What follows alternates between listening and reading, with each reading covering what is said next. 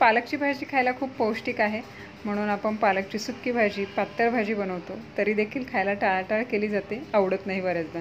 तर तिसरा पर्याय आहे की पालकची पुरी बनवू शकतो, जी मुलं खूप आवडीने खातील आणि सगळ्यांनाच नक्की आवडेल. बनवायला खूप सोपी आहे. सगळ्यात आधी पालक स्वच्छ निवडून धुवून घेतलेला आहे, कापून वगैरे घ्यायची गरज नाही. इकडे गॅसवर पाणी गरम करायला ठेवलं होतं. पाण्याला उकळी यायला लागली की त्याच्यामध्ये पालक जो निवडून धुवून ठेवला होता तो त्याच्यामध्ये टाकायचा आहे आणि हलकासा हा मऊ व्हायला लागला की गॅस बंद करायचा आहे आणि थंड होतपर्यंत ह्या पातेल्यामध्येच ठेवायचं आहे.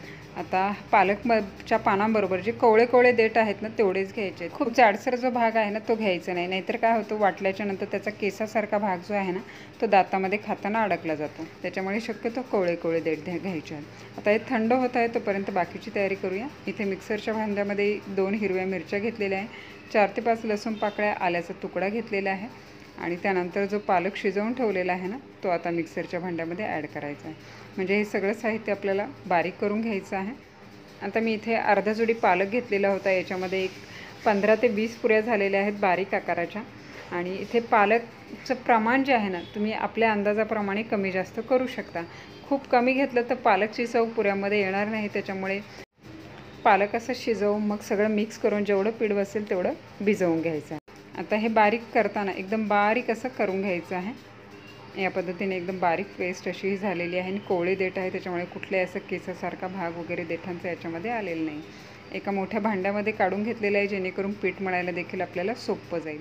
यात थोडेसे तीळ आणि 2 चिमूट ओवा टाकलेला आहे. त्यानंतर थोडीशी चटपटी टेस्ट यायला हवी म्हणून पाव छोटा चमचा इथे चाट मसाला टाकलेला आहे. आमचूर पावडर टाकू शकता किंवा लिंबाचा रस टाकू शकता. पाव छोटा चमचा लाल तिखट टाकलेला आहे. हिरवी मिरची देखील वाटलेली आहे, त्याच्यामुळे तिखटाचं प्रमाण अंदाज घेऊन टाकायचं आहे. आणि पाव छोटा चमचा हळद पावडर टाकलेली आहे. चवीपुरतं मीठ देखील इथे टाकून घेऊया. सगळं हे मिक्स करून घेऊया आणि त्यानंतर जे मिक्सरचं भांडं आहे ना ते आपण धुवून घेऊया आणि त्याचं थोडंसं पाणी आपण याच्यामध्ये मिक्स करून घेऊया. आता याच्यामध्येच आपल्याला जेवढं पीठ बसेल ना तेवढं पीठ आपल्याला घालून घ्यायचं आहे. तर इथे मी 3 चमचे चणा डाळीचं पीठ टाकलेलं आहे. चणा डाळीच्या पिठामुळे पुरी जी आहे ना एकदम मस्त अशी होते. आणि याच्यामध्ये जेवढं बसेल ना तेवढं गव्हाचं पीठ टाकलेलं आहे. साधारणतः 3 चमचे चणा डाळीचं पीठ आहे आणि 1.5 वाटी हे गव्हाचं पीठ आहे. तर आता हे सगळं आपण मिक्स करून घ्यायचं आहे. चमच्याने मिक्स करू शकता किंवा हाताने आपण डायरेक्ट मळायला देखील घेऊ शकतो. तर जे काय आपण पालक आणि सुके मसाले टाकून जे पाणी केलं होतं त्याच्यात जेवढं बसेल तेवढंच पीठ टाकलेलं आहे. म्हणजे काय होतं, पालकची जी चव आहे ना ती देखील पुऱ्यांना छान अशी येते आणि हलकासा हिरवा कलर देखील पुऱ्यांना येतो. आता पुरी कुठलीही असो, गव्हाची असो किंवा पालकची असो, तर हे पीठ जे आहे ना जेव्हा मळून घेतो ना तेव्हा थोडंसं घट्टसरपणा त्याच्यामध्ये असावा. पीठ जर एकदम पातळ असेल तर पुऱ्या ज्या आहेत ना त्या एकदम तेलकट वगैरे अशा होतात. तर इथे हे पीठ भिजवून झालेलं आहे आणि वरून थोडंसं मी इथं तेल टाकत आहे आणि तेल लावून आपण हे एक 5 ते 7 मिनिट भिजण्यासाठी ठेवत आहे. तर घट्ट असं हे पीठ भिजवलेलं आहे, ते पाहू शकताय. आणि त्यानंतर जेवढं आपल्याला मळून घेता येईल तेवढं मळून घ्यायचं आहे. जेवढं पीठ घट्ट आणि मळून घेता येईल एवढं असेल तेवढं पुऱ्या ज्या आहेत ना एकदम मस्त अशा होतात. 5 ते 7 मिनिटाच्या नंतर एक छोटा छोटा गोळा करायचा आहे. हातावर चांगला असा हा पुन्हा मळून घ्यायचा आहे आणि याला घट्ट पीठ आहे त्याच्यामुळे सुक्कं पीठ लावायची देखील गरज पडत नाही आहे. तर इथे हा पोळपटावर असा हा लाटून ठेवायचा आहे. इथे पाहू शकता लाटताना देखील हे बिलकुल चिकटत नाही आहे. म्हणजे साधारणतः पुरीच्या पिठाचा थिकनेस जो आहे ना हा असा एवढंच असायला हवा.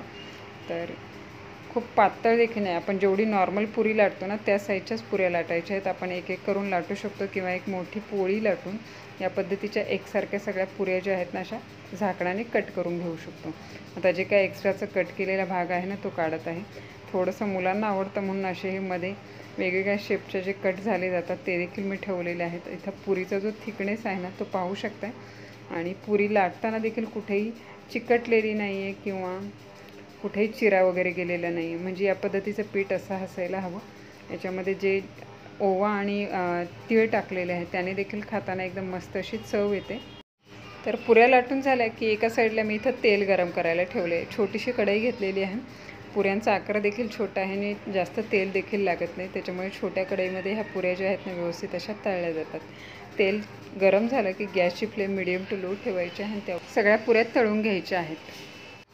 पीठ जे आहे ना आपलं एकदम व्यवस्थित भिजवलं गेलेलं होतं त्याच्यामुळे पुऱ्या ज्या आहेत ना बिलकुल तेलकट वाटत नाही आहेत आणि ह्या पुऱ्यांची चव जी आहे ना खूप छान अशी लागते. मुलं देखील खूप आवडीने खातील.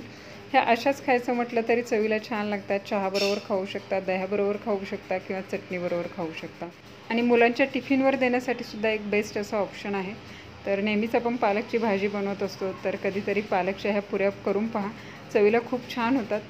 तर करून पहा आणि रेसिपी जर आवडली असेल तर रेसिपीला लाईक, कमेंट, शेअर करा आणि नवीन रेसिपी पाहण्यासाठी चॅनलला सबस्क्राईब करा. त्या बाजूला असलेलं बेल आयकॉनचं बटन प्रेस करा, जेणेकरून येणाऱ्या सगळ्या नवीन रेसिपीचं नोटिफिकेशन सगळ्यात आधी तुम्हाला मिळेल. पुन्हा भेटूया एका नवीन रेसिपीसह. तोपर्यंत टेक केअर, बाय बाय.